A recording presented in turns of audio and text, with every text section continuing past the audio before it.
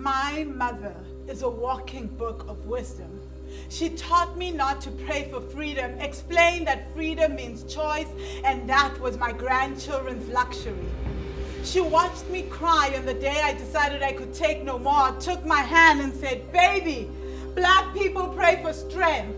To bear their burdens and walk upright, they kneel down and beg the universe for endurance, swallow their tears and let salt water bind their fractured souls and heal their wounds as they prepare for their daily struggles." My mother made me carry her dreams in my spirit, embedded me with the knowledge that she did not give birth to children to watch them die on the streets of Johannesburg. She taught me never to doubt myself because being black required me to be brave. Explained that our survival depends on our ability to forgive all the wrongs committed against our bloodline, but never to forget. And because courage saves as often as it kills, my mother commanded me to fight. She forced me to see that I was an endangered species. And because it is said that every trapped animal dies fighting, I started to fight.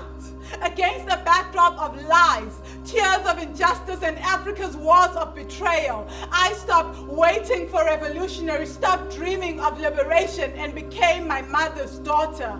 I stopped praying for freedom. In desperation, I packed my dreams into satchels and went in quest of adventure, not knowing that in all my travels I would be seen as exotic.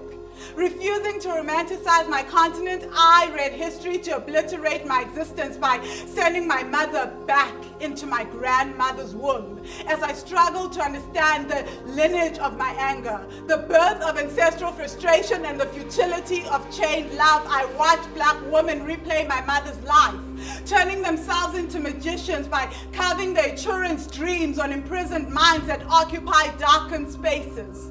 I formed fantasy relationships with freedom, fooling myself into believing that I could divorce my future from my legacy of oppression, suppressing my mother's voice when she told me never to forget where I come from. I learned on home and foreign soils that my race turns freedom into my mystery lover. Admired from afar, but never made love to, never kissed, never touched, forever an elusive dream imprinted in the pages of my journal. Today, freedom is just a word to me. I have watched on the sidelines as she seduced presidents to launch wars in her name.